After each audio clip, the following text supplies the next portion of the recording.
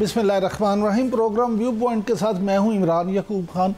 नाज़रीन, आज अगर हम मुल्क की सियासत और फिर आलमी सियासत की बात करें तो आज भी अगरचे इतवार के रोज़, छुट्टी के रोज़ थोड़ी सी लाइट चीज़ें होती हैं, लेकिन आज जो मौजूदा आज दिन गुजरा सारा, उसमें कोई भी चीज़ लाइट नहीं रही। सियासत के हवाले से काफ़ी गर्मा गर्मी हमें आज भी देखने में आई। वज़ीर-ए-आज़म मियाँ शहबाज शरीफ ने अपने बड़े भाई और कायद मियाँ नवाज शरीफ से मुलाकात की।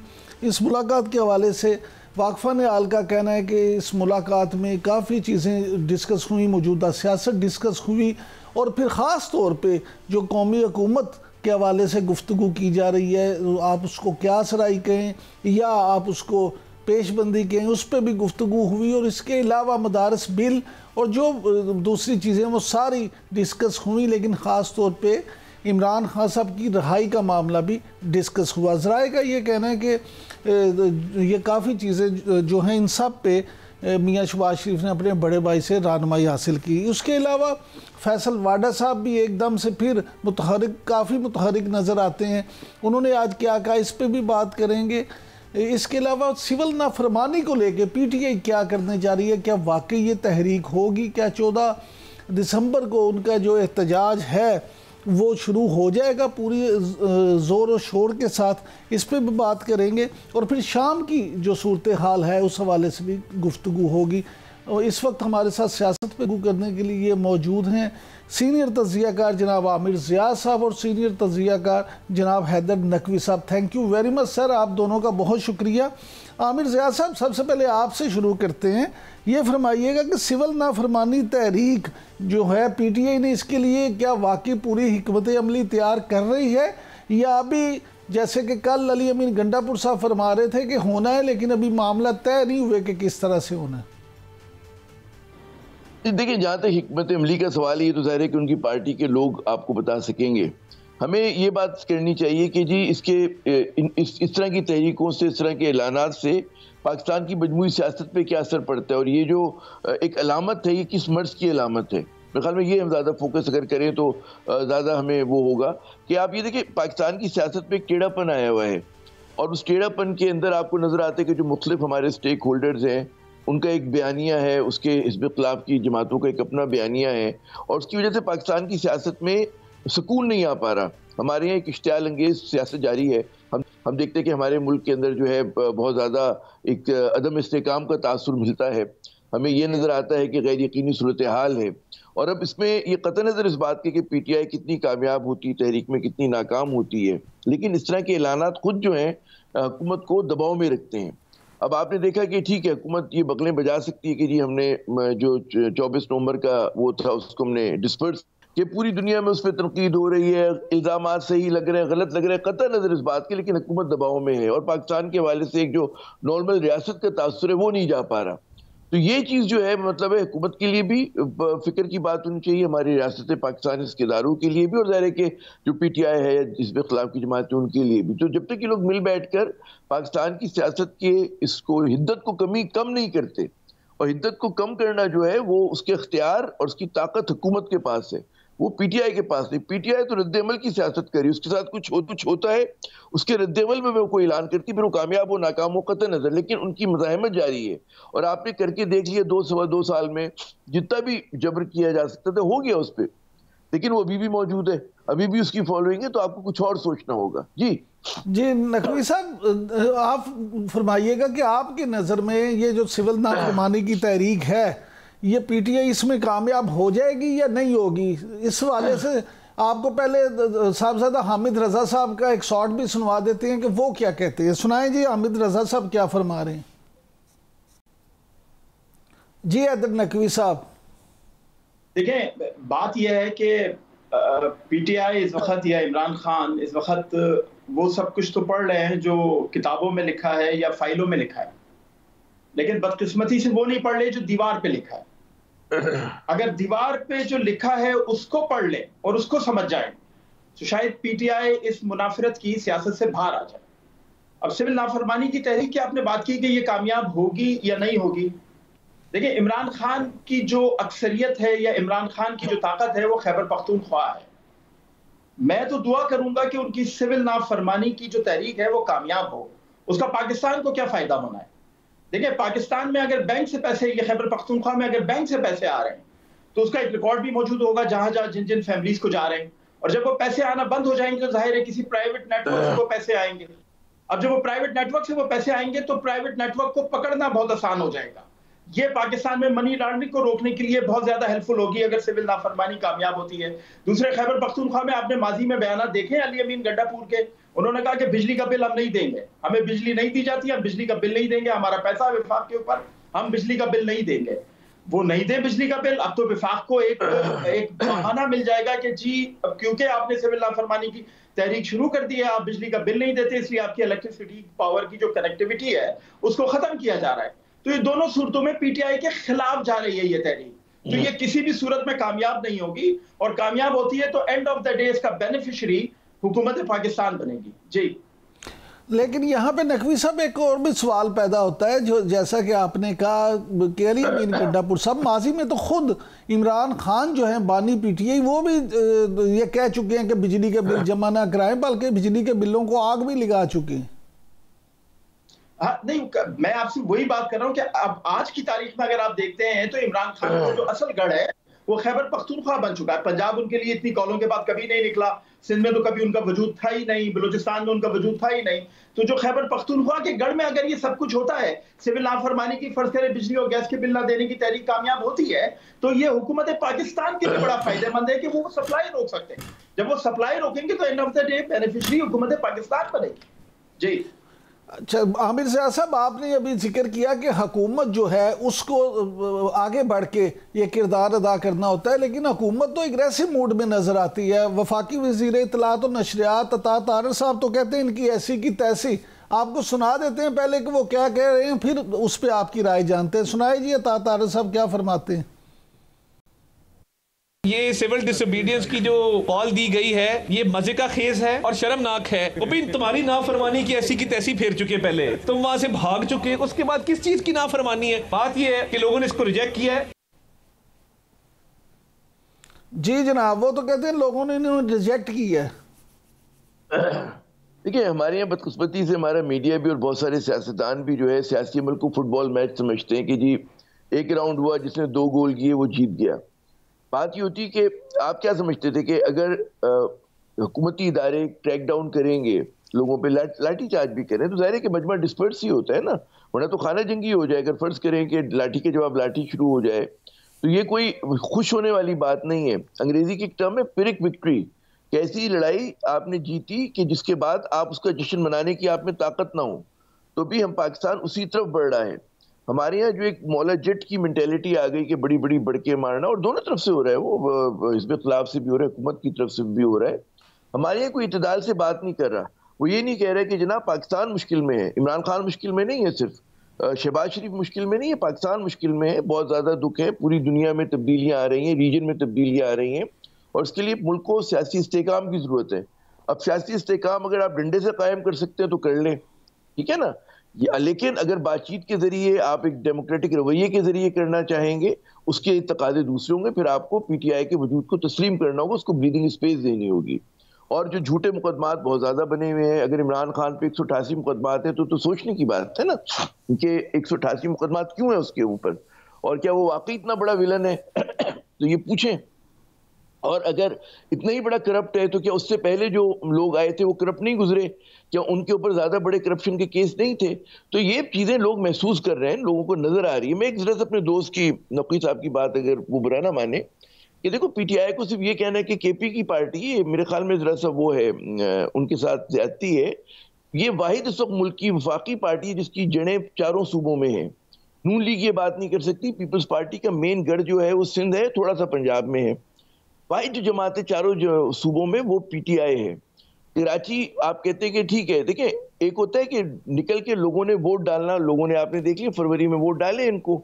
कराची में मुनसिफाना इंतखाबात होते तो हमें पता है उनकी कितनी नशिस्तें आती। मुझे पता है क्या मेरी कॉन्स्टिट्यूंसी से इख्तियार बेग जीते, कभी भी ना जीतते, वहां तो मतलब है ठीक है ना, खाली पड़े हुए थे। तो हमें पता है मैनिपुलेशन हुआ है। तो यहाँ पर कराची के अंदर उसका वोट बैंक है, हाँ, लेकिन ज़ाहिर पत्थर मारने वाले लोग नहीं है, क्योंकि आपको समझना चाहिए पीटीआई के साथ middle class, upper middle class, पढ़ा लिखा पाकिस्तान के बहुत सारे लोग हैं, और वो उस तरह की सियासत नहीं करते। यही मैं समझता हूँ पंजाब में बड़ा जबर किया गया, उसकी वजह से पीटीआई के लोग नहीं निकल सके जुलूस में। अगर आप समझते हैं कि ठीक है ये आप प्रेशर कुकर बिल्ड करते रहेंगे और ये कामयाबी है, तो हो सकता है कामयाबी हो, लेकिन ये मुल्क की सियासत में टेढ़ापन है। जब भी मुझे जैसे लोग अर्ज ये करते हैं कि आपको गुफ्तगू करनी चाहिए, हमारी मतलब है जो एस्टेब्लिशमेंट का एक बड़ा कलीदी किरदार है चीज़ों को, टेम्परेचर को लोअर करने में, वो अपना किरदार अदा करे, क्योंकि नून लीग को सूट नहीं करेगा इस वक्त के जो है पीटीआई को अगर आप ब्रीदिंग स्पेस दें, क्योंकि उनके कॉस्ट के ऊपर वो बैठे हुए हैं। तो आने वाले दिनों में मेरे ख्याल में अगर पाकिस्तान की सियासत में आपको नॉर्मेलिटी लानी है तो बातचीत करनी पड़ेगी, रास्ता देना पड़ेगा। अगर आप नहीं करते तो ठीक है, आप एक और तहरीक को कुचल देंगे तो कोई नई तहरीक आ जाएगी। आपको पता है कि जी ये तो पीटीआई की तहरीक है, हम देखते हैं कि बलोच कौम परस्त नाराज हैं। मालिक जैसे जो फेडरलिस्ट पार्टी के लोग हैं, नेशनल पार्टी, वो कहती है जी इंतखाबात में धांधली हुई है, अख्तर मैंगल कहते हैं धांधली हुई है, अचकजई कहते हैं धांधली हुई है, ठीक है ना। तो बहुत सारे यहाँ पे डिसकंटेंटेड ग्रुप्स हैं। तो ये खुशी की बात नहीं होती कि हमने एक चीज का गला घोंट दिया, बड़ी कामयाबी हुई, तो बड़ी बचगाना बात की है वजीर इत्तलात ने। आपको हम समझते हैं वज़रा को सोच समझ के बात करनी चाहिए, गुफ्तगू से परहेज करना चाहिए। हैदर नकवी साहब, आमिर ज़िया साहब की गुफ्तगू आपने सुनी है, डायलॉग की बात करते हैं, तो डायलॉग की बात तो हुकूमती लोग भी कर रहे हैं। राना सनाउल्लाह साहब ने कल भी जियो में शहजाद इकबाल के प्रोग्राम में भी ये बात की, दूसरे वज़रा भी बात करते हैं। तो आप क्या समझते हैं, एक तरफ तो ये डायलॉग की बात हो रही है, दूसरी तरफ ये भी इतलात है कि वफाकी हुकूमत ने इमरान खान के खिलाफ बड़ी कार्रवाई का मनसूबा तैयार कर लिया और वजारत दिफा दाखिला को कह भी दिया कि जी वो वफाकी काबीना के लिए कोई समरी तैयार करें। पहले तो देखें, हमें जो है ना इस पे बात करना हमारे लिए बहुत ज्यादा जरूरी है, और ये पाकिस्तानी कौम को समझाना बहुत ज़रूरी है। जब वो बात करते हैं 8 फरवरी के इंतखाबात की कि अगर वो मुनसिफाना होते तो ऐसा नहीं और ऐसा हो जाता। तो अब देखना ये है कि पाकिस्तान में ये जो इंतखाबी निज़ाम है, ये इंतखाबी सिस्टम है पाकिस्तान में, क्या 2018 में ऐसे ही था? क्या 2018 से पहले 2013 में ऐसे ही था? क्या 2008 में ऐसे ही था? क्या उससे पहले मुसलसल जो इंतखाबात होते रहे ऐसा था? आप जब बात करते हैं कि इंतखाबात अगर मुनसिफाना होते तो ऐसा नहीं ऐसा हो जाता, तो इसमें जो सबसे अहम चीज यह है कि आपको पाकिस्तान के इस इंतखाबी निजाम को देखना है। और ये जमात जिसके लिए बात की जाती है कि जी अगर इंतखाबात मुनसिफाना होते तो आज ये इख्तिदार में होती, तो क्या ये पाकिस्तान भूल गया कि 2018 में ये जमात किस तरह इख्तिदार के अंदर आई थी? एक तो बात ये है। दूसरी बात हम ये करते हैं कि आप बात करते हैं मकबूलियत की, आप बार बार एहतजाज की कॉल दे रहे हैं, बार बार एहतजाज की कॉल दे रहे हैं, लोग आपके लिए नहीं निकलते। आपकी कौन सी मकबूलियत है? आप पंजाब में बताएं लोग क्यों नहीं निकलते? आमिर ज़िया साहब ने तो खुद ही इस बात का जवाब दे दिया कि आप पत्थर मारने वाले लोग नहीं हैं। तो बात यह है कि जब आप वोट की ताकत रखने वाले शख्स को पत्थर मारने पर मजबूर करोगे तो वो आपसे भागेगा, वो आपके पास नहीं आएगा। तो आपको इसको खत्म करना है। अब आप बात करते हैं कि इनसे बात की जाए, इनसे डायलॉग्स किए जाए। इनके दरमियान जो डायलॉग्स करने वाले लोग मौजूद हैं, गौहर खान जैसे लोग, अली मोहम्मद खान जैसे लोग, शेख वकास जैसे लोग, आप उनका क्या असर करते हैं? सोशल मीडिया पे इन्हीं की जमात के लोग, इन्हीं की जमात में जो एक इंतशार पसंद टोला है, जो या तो मफरूर है या पाकिस्तान से बाहर बैठा हुआ है, वो इन लोगों के साथ क्या सलूक करता है? जब भी आके ये बस बात करते हैं, आप एक प्रोपेगेंडा करते रहे, 200 लोग मर गए, 200 लोग मर गए, 200 लोग मर गए। जब इन लोगों ने आके सलमान अकरम राजा जैसे लोगों ने सच बताने की कोशिश की, तो आपने उन्हीं सलमान अकरम राजा के साथ क्या असर किया? तो डायलॉग की बात करने से पहले आप पहले अपने दरमियान डायलॉग कर लें, पहले आप ये फैसला कर लें कि क्या आप डायलॉग करना चाहते हैं, क्योंकि डायलॉग करना आप चाहते ही नहीं है। आपकी हर कॉल में क्या होता है? एहतिजाज एहतिजाज एहतिजाज, जला दो, घेरा दो, मार दो, इसको लूट लो, उसको मार दो। आप इन चीजों से कब निकलेंगे? आप दीवार पे लिखा हुआ नहीं पढ़ रहे हैं। आपके पास 90 अरकाने कौमी असम्बली है, एक सूबे में आपकी हुकूमत है, आप इस पूरे निजाम को डोमिनेट कर सकते हैं इस ताकत की बुनियाद पे, लेकिन आप उस ताकत को नहीं समझ रहे। आप कहते हैं बस सड़कों पे निकलो, और सड़कों पे लोग आपके कहने पे निकलते नहीं है। तो end of the day bar bar final call, final call, final call, ये फाइनल कॉल जो है आपको ही शर्मिंदा कराती है। जी आमिर ज़िया साहब, आपने नकवी साहब की बात भी सुनी, इसमें ज़रा सी एक और बात शामिल कर रहे थे। फैसल वाडा साहब जो ये बात कर रहे हैं, आज उन्होंने बात की है MQM के वफद के मिलने के बाद, उन्होंने कहा कि जी PTI जो है वो सिविल नाफरमानी की कॉल असल में इमरान खान साहब की रिहाई के लिए नहीं कर रही, बल्कि ये तो जनरल फैज़ हमीद केस पे दबाव डालना चाहती हैं। ये क्या चक्कर है? उनकी गुफ्तगू से अंदाज़ा ये होता है कि जो है वो शहबाज हुकूमत से बहुत नाखुश हैं, और वो समझते हैं कि कोई और मतलब है अरेंजमेंट का वक्त आया चाहता है। अब मुझे नहीं पता कि ये इस्टेब्लिशमेंट की सोच की नुमाइंदगी कर रहे हैं या वो अपनी ज़ाती सोच की कर रहे हैं, इस पर हम सिर्फ क़यासराई कर सकते हैं। और लेकिन एक बात तय है कि जो बात फैसल वाडा कह रहे हैं, सॉरी फैसल वाडा साहब कह रहे हैं, बहुत सारे पाकिस्तानी ये समझ रहे हैं कि जनाब इस वक्त हालात जो हैं बहुत बुरे हैं इस मुल्क में, और हुकूमत पे लोगों को इत्मीनान नहीं है, हुकूमत के चेहरों पे इत्मीनान नहीं है, और जिस तरह से हुकूमत चला रहे हैं, आप छोड़े इमरान खान बिल्कुल नाकाम है मान लेते हैं, इमरान खान के पास कोई पॉलिसी नहीं है मान लेते हैं, सब कुछ है, लेकिन मेरा एक सवाल है कि क्या हुकूमत कामयाब है? हुकूमत किस अंदाज से, क्या वो लोगों के दिलो दिमाग जीतने में कामयाब है? अगर ऐसा होता तो आपको इतनी कदगन लगाने की जरूरत ही ना पड़ती। आप एक शख्स को हराने के लिए कभी आइन में तब्दीली करते हैं, कभी कोई काम करते हैं, कभी आप जुडिशरी के साथ छेड़छाड़ करते हैं, उसका मतलब है कि हुकूमत बहुत ज़्यादा अंडर प्रेशर है और ये प्रेशर उन पर बढ़ता जा रहा है। इमरान खान, बिल्कुल मैं कहता हूँ कि इमरान खान इज सेकेंडरी, असल चीज़ आगे तो पाकिस्तान है ना। पाकिस्तान बहुत ज़्यादा मुश्किल में इस वक्त, और जब तक आपकी सियासत में टर्मोइल रहेगा, पाकिस्तान जो है सही रास्ते पे नहीं चलेगा। एक आखिरी बात देखिए, 2024 के जो इंतखाबात थे उनको लोग कहते हैं पहले हमारे इंतखाबात में धांधली होती थी, थोड़ा बहुत आप लोगों ने छोटा मोटा कर लिया, 10-20 सीट के ऊपर कर लिया और फैसला आ गया। इस मरतबा बहुत बड़े पैमाने पे हुई है और इसलिए इसको 2018 के इंतखाबात से कंपेयर नहीं किया जा सकता। पीटीआई को सपोर्ट मिली, यकीनन मिली, क्रचेस मिली, बैसाखियां मिली, लेकिन उसकी एक अपनी फॉलोइंग भी थी, उसको पॉपुलर सपोर्ट भी थी। यहाँ पर तो ये हुआ कि आप पातन की रिपोर्ट देखें, उसमें तो नवाज शरीफ साहब अपना इलेक्शन हार गए थे, मरियम अपना इलेक्शन हार गई थी, ठीक है ना। तो पंजाब ने नून लीग को रिजेक्ट किया और उसके बावजूद अगर उनकी हुकूमत बनवाई गई और उसके बकौल लोग दावा करते कि इतनी सीट थी, मुझे नहीं पता कितनी थी, लेकिन पातन की रिपोर्ट पढ़ के तो हमारी आंखें खुल गई और उसकी कोई ना हमने तरदीद सुनी, ना किसी ने उसको चैलेंज किया। गलत था तो भाई आप अदालत में जाएं, उन पर डिफेमेशन का केस फाइल करें, ठीक है ना, पूरी दुनिया में छपी हो रिपोर्ट। तो जो तहकीकात हो रही है, फॉर्म 45-47 की बातें हो रही है, वो कोई आसमानों पे नहीं हो रही है, हवा में नहीं हो रही है। पाकिस्तान के अवाम, देखिए पाकिस्तान के अवाम को हम लोग अंडरमाइन न करें, मैं पाकिस्तान के अवाम को नहीं समझा सकता, पाकिस्तान के अवाम बहुत अक्लमंद हैं और उनको चीज़ें नज़र आ रही हैं और उनको पता है कि जनाब वही लोग जो कभी मसला करार दिए जाते थे उनको आज बतौर सलूशन इस मुल्क में मुसल्लत कर दिया गया है। आप आईपीपी को रोते हैं, मैं कैसी अलग सी बात कर रहा हूँ कि जी आईपीपी ने बड़ी बेईमानी की, बड़ा लूटा मुल्क को, उनकी बात क्यों नहीं करते कि जिन्होंने ये मुआहदे कराए थे वो कौन सियासतदान और कौन ब्यूरोक्रेट्स थे? तो मतलब ये कि वही लोग आज हुकूमत में जिन्होंने मतलब है इस मुल्क के साथ ये सब कुछ किया जो हुआ है, जिनकी वजह से पीआईए बैठ गया, वही फोर्सेस जो हैं पीआईए को प्राइवेटाइज करना चाह रही हैं। आप याद करें कि जब पीआईए, नवाज शरीफ साहब का दौर था, वो मरहूम हुआ करते थे जो उनके ट्रेड यूनियन में भी हुआ करते थे, जिनके बेटे हैं, अफनान है गालिबन नाम उनका ना, उन्होंने अपने भाई को न्यूयॉर्क में मैनेजर लगवाया था। वो कभी ऑफिस नहीं आया करते थे, पीआईए में पूरी सिफारिश होती थी, ट्रेड यूनियन ने बेड़ागर किया, ट्रेड यूनियन नून लीग की होती थी, ट्रेड यूनियन पीपल्स पार्टी की होती थी, किसने बेड़ागर किया इनका, ठीक है ना, किसने ज्यादा भर्तियां की? तो यही लोग जिम्मेदार हैं।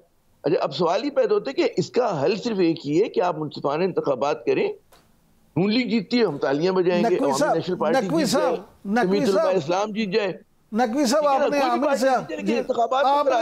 आपने आमिर ज़िया साहब की गुफ्तगू सुनी, वो कहते हैं जी धांधली माजी में भी रही है लेकिन ये 2024 में ज्यादा धांधली हुई, बल्कि धांधला हुआ। इस पे आपकी राय जानेंगे एक छोटे से ब्रेक के बाद। स्टे विद अस।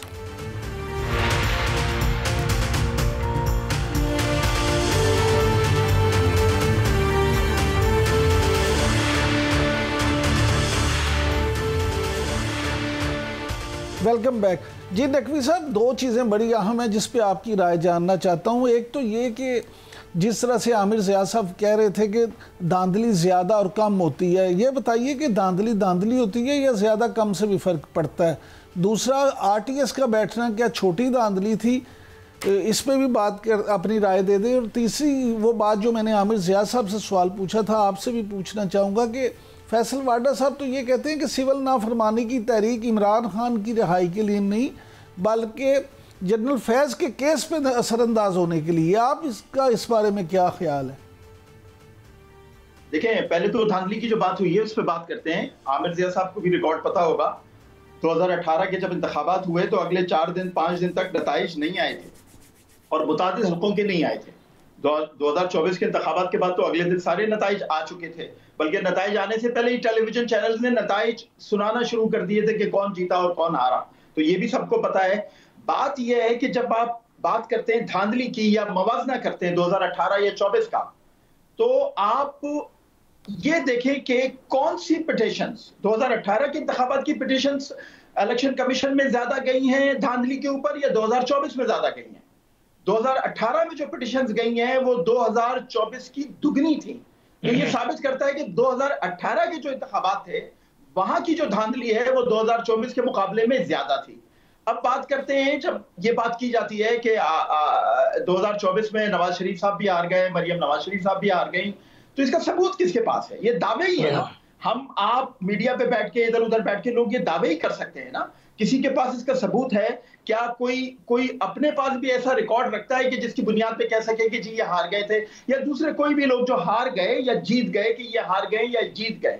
तो हम इस निजाम में, अब आमिर ज़िया साहब माशाल्लाह 20-25 साल से एक इंतहाई तजुर्बेकार सहाफ़ी हैं, हम लोग तो अभी नए आए हैं। 20-25 साल से इंतखाबात में धांधली पे बात होती है। क्या 20-25 साल से सहाफत करने वाले, क्या 20-25 साल से इस निजाम को डिक्टेट करने वाले इस निजाम को बदलवा सके? क्यों नहीं बदलवा सके? धांधली तो आज की बात नहीं है, आप थोड़ी धांधली की बात करें या ज्यादा धांधली की बात करें, तो वो क्यों नहीं अभी तक बदलवा सके? ये खामी किसकी है? सबसे अहम चीज ये, क्या ये इस मॉरल पुलिस की खामी है? क्या ये उन लोगों की खामी है जो इस निजाम को डिक्टेट कराते हैं या सुधारने की कोशिश करते हैं? इन अदर वर्ड्स, वो क्यों नहीं बदलवा सके?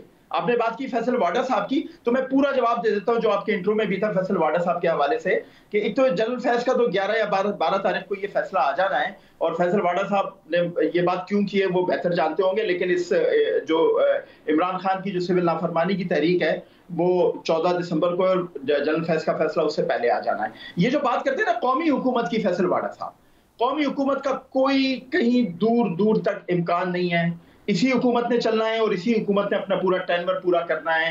कौमी हुकूमत की बात सिर्फ और सिर्फ इसलिए की जा रही है कि मुस्लिम लीग नवाज को प्रोवोक किया जा रहा है, मुस्लिम लीग नवाज को पुश किया जा रहा है कि आप इमरान खान के खिलाफ ज्यादा सख्त आवाज उठाएं, आप इमरान खान का जो एजेंडा है उसके खिलाफ ज्यादा सख्त आवाज उठाएं, इसलिए कौमी हुकूमत की बार बार बात की जा रही है। जी आमिर ज़िया साहब, कौमी हुकूमत की बात मुस्लिम लीग नून को वाकई प्रोवोक करने के लिए की जा रही है, या आपके पास कोई ऐसे इतलात हैं कि पीछे कोई खिचड़ी पक रही है? देखिए, कौमी हुकूमत का मतलब क्या होता है कि तमाम सियासी जमातें उसमें शामिल हों। अब जहाँ तक मेरी इतलात है, मैंने भी चेक किया बतौर सहाफ़ी, तो पाकिस्तान पीपल्स पार्टी की क़यादत तो इसके हक़ में नहीं है, और ज़ाहिर है कि अगर आप चेंज करेंगे, यानी कोई और प्राइम मिनिस्टर लेकर आएंगे, तो बहुत सारे लोगों ने क़यास कराई कि क्या बिलावल होंगे।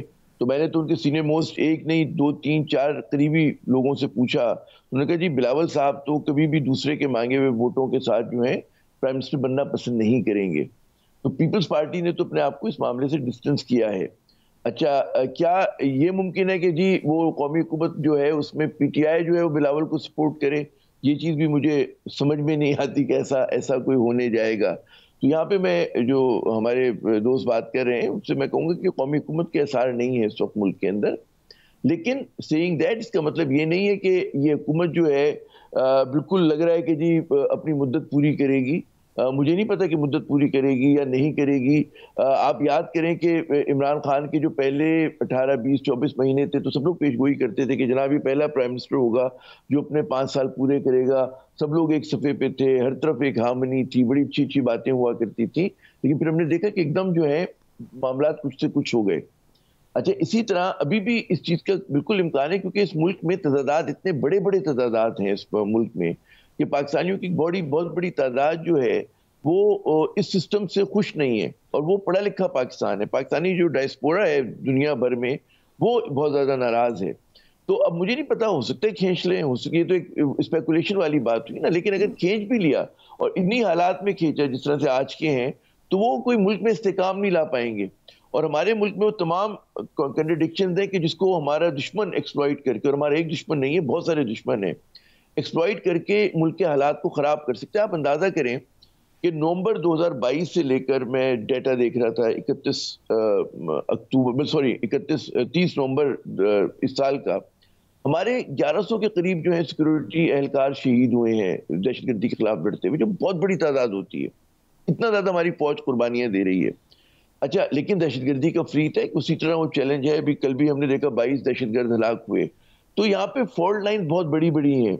यहाँ पे कौम परस्तों की फॉल्ट लाइन है, यहाँ पे सेक्टेरियन वायलेंस की फॉल्ट लाइन है, यहाँ पे क्लास की है, यहाँ पे फिर एक मेन स्ट्रीम पोलिटिकल पार्टी आपसे नाराज है, सिस्टम से बाहर है, तो वो नाराज है, ठीक है ना। तो वो कहीं ये सारी चीजें अगर एक जगह बैठ जाती हैं तो आपको लगेगा कि एकदम चीजें जो है इम्प्लोड कर जाएंगी। तो उस इम्प्लोजन से बचने का तरीका ये होता है कि जो मेन स्ट्रीम पोलिटिकल पार्टीज हैं वो आपस में बैठे और एक बैलेंस लेकर आए मुल्क की। ये जो बात कर रहे हैं आमिर ज़िया साहब के मेन स्ट्रीम जो पॉलिटिकल पार्टीज हैं वो बैठे, तो पीटीआई अगर बैठने को तैयार ही नहीं होगी, अगर बानी पीटीआई इस बात पे आएंगे नहीं, वो कहेंगे हम सिर्फ एस्टेब्लिशमेंट के साथ बैठेंगे, सियासी लोगों के साथ नहीं बैठेंगे, तो फिर मामला कैसे हल होगा? देखिए इसको जरा, क्योंकि आमिर ज़िया साहब ने जो बात की है हुकूमत के हवाले से की है कि जो इस वक्त इख्तिदार में उनकी जिम्मेदारी है कि तमाम जमातों को साथ बिठा लें, तो इसको जरा थोड़ा सा पीछे ले जाते हैं और वहां देखते हैं जहां इमरान खान साहब खुद वजीर आजम पाकिस्तान थे और उनके बयानात निकालें। इमरान खान साहब ने चले आज तो वो अपोजिशन में है, वो कहते हैं कि जी मेरे साथ बहुत जुल्म हो रहा है, मेरी जमात के साथ बहुत जुल्म हो रहा है, मुझे सियासत नहीं करने दी जा रही, मुझे मेन स्ट्रीम में नहीं आने दिया जा रहा, वो और उनके लोग ये बात करते हैं। लेकिन जब वो खुद वजीर आजम थे वो तो तब भी ये बात कहते थे कि मैं इन दोनों जमातों के साथ नहीं बात करूंगा, वो तो तब भी ये बात कहते थे मैं इन दोनों जमातों के साथ नहीं बैठूंगा, जब वो इस रियासत के इख्तिदार में थे, हुक्मरान थे। तो अब जब वो अपोजिशन में है तो वो जो आपने बात की कि वो कहते हैं मैं सिर्फ एस्टेब्लिशमेंट से बात करूंगा, तो वो तो असल में तो ये जो बात की जाती है गुफ्तगू करने की, डायलॉग्स करने की, तमाम सियासी जमातों को एक साथ बिठाने की, उसको नुकसान कौन पहुंचा रहा है, उस अमल को उस पे अमल होने से रोक कौन रहा है? वो इमरान खान साहब खुद हैं, उनकी जमात खुद है जो ये बात चाहती रही है। अभी इससे पहले कश्मीर पे कितनी बड़ी कॉन्फ्रेंस हुई, आपको याद होगा, उसमें नहीं आई तहरीक इंसाफ। इसराइल के खिलाफ कितनी बड़ी कॉन्फ्रेंस हुई, उसमें नहीं आई तहरीक इंसाफ। तो आप जब इन कॉन्फ्रेंसों में भी नहीं आते तो आप सियासत पे जब बात करना होगी, मुल्क को चलाने पे जब बात करना होगी, तो आप उन कॉन्फ्रेंसेस में या उन डायलॉग्स में कहां से शरीक होंगे? ये तो आप अपना मैसेज वैसे ही दे देते हैं पाकिस्तानी अवाम को और दुनिया को। जी आमिर ज़िया साहब, आप कॉन्फ्रेंस में तो आते नहीं, तो फिर आपसे बात कैसे हो, ये इसका क्या जवाब है? देखिए गवर्नर केपी ने अभी जो ऑल पार्टीज कॉन्फ्रेंस की कुरम एजेंसी के हालात पे, उसमें भी पीटीआई शामिल नहीं हुई। वो कहते हैं कि वो आप कहते हैं शेक्सपियर का ड्रामा है हेमलेट, वो अगर आप प्रिंस ऑफ डेनमार्क के बगैर अगर आप स्टेज करें तो फिर तो ड्रामा फुस हो जाएगा ना। तो अगर आपको कोई भी कॉन्फ्रेंस करनी थी तो गवर्नर को चाहिए था कि वो इत्माद में लेते, पीटीआई को आगे रखते, जो वहाँ की हुकूमत है, सूबाई हुकूमत है, और सही तरीके से होता तो उसमें कंट्रोवर्सी ना बनती। अब वहाँ पर भी नियतों का क्योंकि खोट है और किसी को नीचे दिखाना है, तो इस तरह से की गई कि लगे कि जी हमारे इनिशिएटिव और जी फला जो है बिल्कुल नालायक है। और ये सारी चीज़ें जो होती, लेकिन देखिए असल बात ये होती कि आप डायलॉग किस चीज़ पे कर रहे हैं। डायलॉग आप पॉइंट जेड पे करें, ए बी को छोड़ के, पहले तो मसला ए बी के ऊपर बात होगी ना, पॉइंट ए और बी पे होगी, फिर आप सी डी पे बात करेंगे। तो पॉइंट ए बी जैसे अभी उनकी नई शरायत आई है और आई थिंक वो बहुत ही प्रैक्टिकल किस्म की शरायत है कि जी जो जिन लोगों पे सियासी मुकदमात है वो खत्म हो, ठीक है ना, और इस तरह की दो ही उनकी शरायत है, तो उसके ऊपर आप बात करें, कंड्यूसिव माहौल पैदा करें। नकवी साहब, आमिर ज़िया साहब तो कह रहे हैं कि एस्टेब्लिशमेंट ही बात मुकाएगी, सियासतदान तो मुका ही नहीं सकते। देखिए मैं एक चीज आपको बताऊं, पहले चीज तो ये कि जब इमरान खान साहब वजीर आजम थे और सियासी जमातों ने, अपोजिशन जमातों ने जो डायलॉग्स किए उसमें एस्टेब्लिशमेंट से कभी भी डायलॉग्स नहीं किए। ये सिर्फ ये बिटवीन द लाइंस ही बात की जाती है कि इस तरह हुआ कि जी जनरल बाजवा से बात की या DGI से बात की। इसका कोई सबूत मौजूद नहीं है, इसकी कोई वीडियो, कोई तस्वीर मौजूद नहीं है। तो उन्होंने कोई इस तरह के डायलॉग्स, खुफिया मुज़ाकरात एस्टेब्लिशमेंट से इमरान खान साहब के भी खबरें आती रही हैं, होती रहे। तो बात यह कि खुफिया मुज़ाकरात होना और आप एक तरफ रियासत को रख दें, हुकूमत को, पार्लियामेंट को रख दें, आप बात करें जमहूरियत की और कहें जी मैं पार्लियामेंट को नहीं मानता, पार्लियामेंट की कोई हैसियत नहीं है, तो आप कहां से जमहूरियत हो गए? आपको फिर कौन तस्लीम करेगा? ये बड़ा जरूरी चीज है। आप जब जमहूरियत की बात करते हैं तो चाहे टेढ़ी मेढ़ी लूली लंगड़ी जैसी भी पार्लियामेंट है, आपको आना वहीं है, बैठना वहीं है, फैसले वहीं पर करना है। लेकिन अगर आप पार्लियामेंट को बाईपास करके और खुलेआम बात करें कि नहीं जी मैं बैठूंगा तो एस्टेब्लिशमेंट के साथ बैठूंगा, उसी से डील बनाऊंगा, उसी से बात करूंगा, तो अभी पाकिस्तान का जमहूरी निजाम इतना कमजोर नहीं हुआ है कि आपको पार्लियामेंट को बाईपास करने दिया जाए। अभी ना पाकिस्तान का पार्लिमानी निजाम इतना कमजोर हुआ है, ना पाकिस्तान में, देखिए एक चीज हमेशा याद रखें कि कानून कभी भी मकबूलियत का ताबे नहीं होना चाहिए। बहुत शुक्रिया। पूरी दुनिया में कहीं भी आप देख लें वो मकबूलियत का ताबे नहीं होता। बहुत यहाँ पे बहुत शुक्रिया हैदर नकवी साहब, आमिर ज़िया साहब, आप दोनों का बहुत शुक्रिया। कानून कभी भी मकबूलियत का ताबे नहीं होना चाहिए, ये कहना है हैदर नकवी साहब का। इस वक्त हुआ एक ब्रेक का, ब्रेक से वापस आएंगे तो शाम की सूरत हाल के हवाले से बात करेंगे। Stay with us.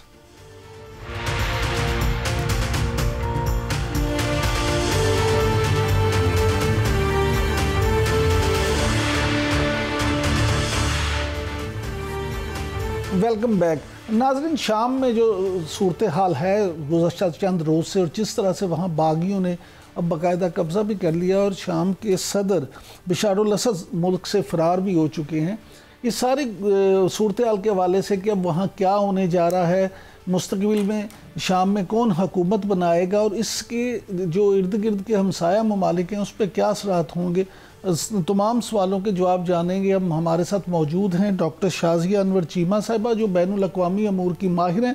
Thank you very much doctor साहबा, आपने टाइम दिया। डॉक्टर शाज़िया साहिबा, ये बताइएगा कि ये जो मौजूदा सूरत हाल है अब तक की शाम की, आप इसको किस तरह से सम अप करेंगी?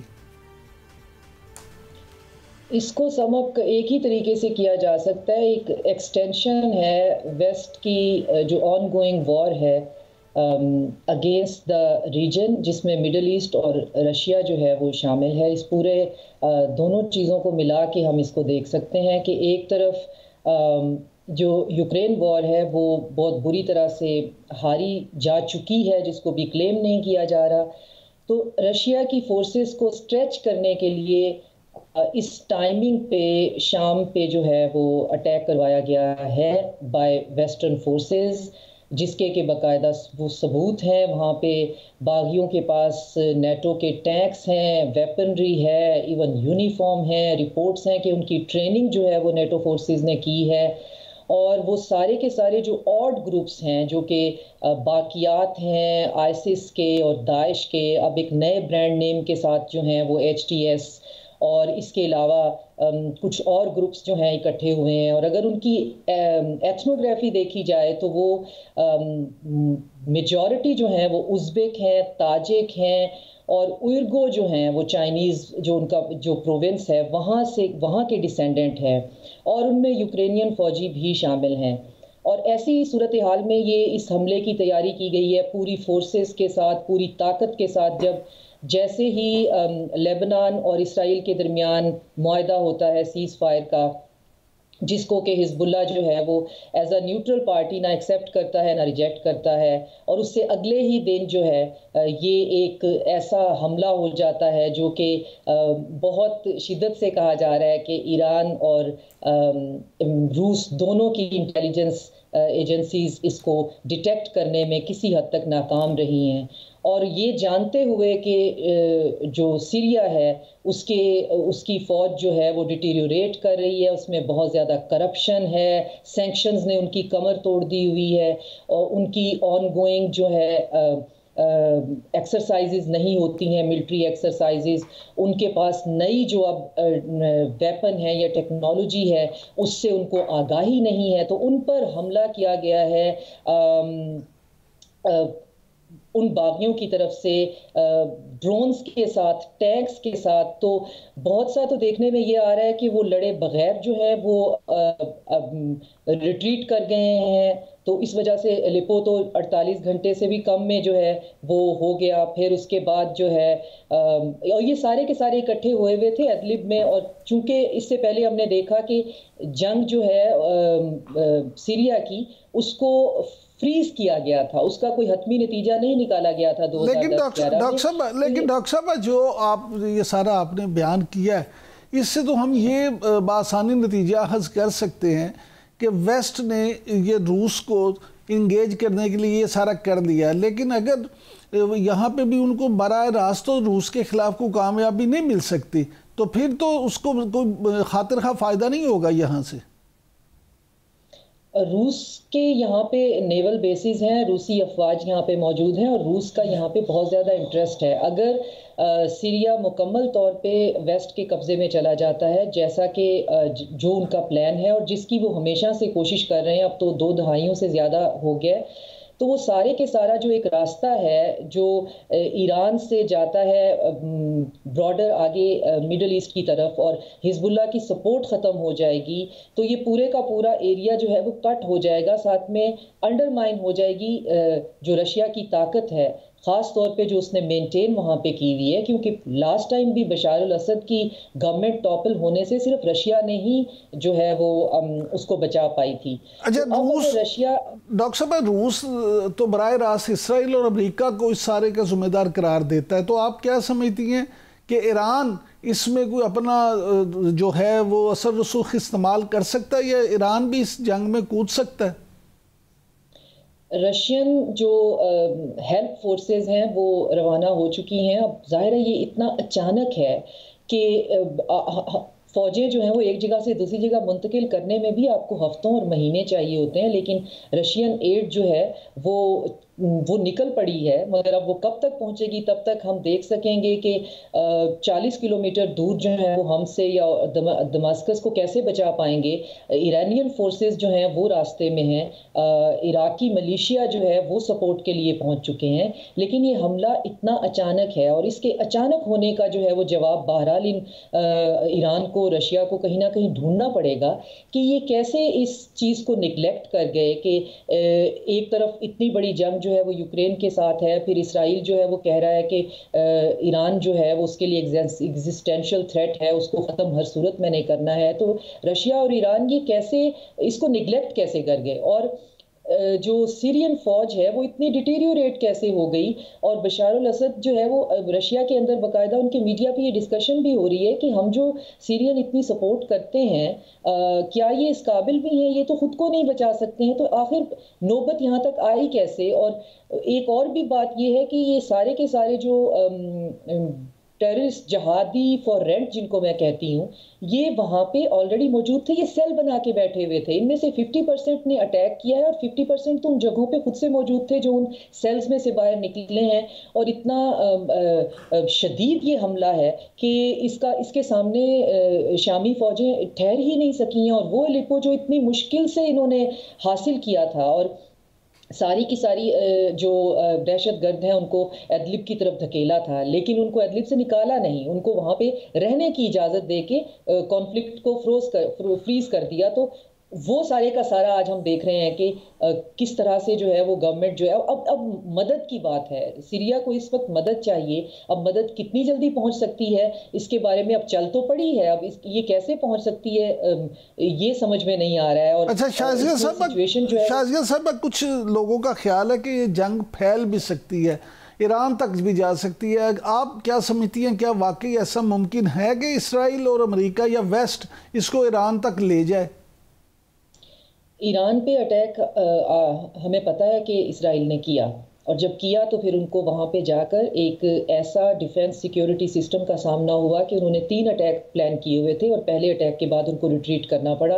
उनके पास इस बात की कोई इन्फॉर्मेशन नहीं थी कि ईरान एक ऐसा जो डिफेंस सिस्टम है, एयर डिफेंस सिस्टम एक्वायर करने में कामयाब हो चुका है जिसका तोड़ हमारे पास नहीं है। तो ईरान पे अटैक तो उन्होंने बहरहाल करना ही करना है। ये तो इवन यूएस नई आने वाली गवर्नमेंट जो है वो यही बात कर रही है कि अब हमारी तवज्जो जो है वो यूक्रेन की तरफ नहीं होगी, ज़्यादा हम उस पर नहीं देना चाहते। लेकिन रशिया के लिए चीज़ों को इतना स्ट्रेच किया जा रहा है कि एक तरफ आपने देखा उसके एक तरफ जॉर्जिया के अंदर कलर रेवोल्यूशन जो है वो आया हुआ है, और एक तरफ आप देखें कि उसको यूक्रेन में एंगेज किया हुआ है, और साथ में ये जानते हुए कि रशियन फोर्सेस सीरिया में मौजूद हैं, रशियन नेवल जो है वो हब है वहाँ पे, ये समझते हुए और ये फ्लाउट करते हुए जो आस्ताना एग्रीमेंट है जिसके अंदर ईरान, टर्की और रशिया का एक एग्रीमेंट हुआ था कि ये कॉन्फ्लिक्ट जो है वो फ्रीज हो जाएगा, और सारे के सारी जो कुर्दिश एरिया है जो टर्की के बॉर्डर पे और साथ में इदलिब है ये ऐसे ही रहेगा, और बशार अल असद की हुकूमत को टॉपल नहीं किया जाएगा। ये आस्ताना का रेजोल्यूशन था, इसको बाकायदा फ्लाउट किया गया है, और ऐसी सूरत हाल में किया गया है कि इसमें अगर पूरे के पूरा जो है वो सीरिया के ऊपर इन दहशतगर्दों का कब्जा हो जाता है, तो एक तो ये कि फ़लस्तीन की कॉज को बेतहाशा नुकसान पहुंचेगा, क्योंकि जितना भी arm supply via Iran to Hezbollah है, शाम पे अगर रास्ता इन बागियों का कब्जा हो जाता है तो उससे फ़लस्तीन की काज को नुकसान पहुंचेगा, और वेस्ट जो है वो बराह रास्त रूस को इंगेज करने के लिए भी ये सब कुछ कर रहा है। ये कहना डॉक्टर शाज़िया अनवर चीमा साहब का। Thank you very much doctor साहब आपके टाइम का। नाज़रीन आज के लिए इतना ही, आपसे मुलाकात होगी अगले हफ्ते, तब तक के लिए इजाज़त दीजिए। अल्लाह निगहबान।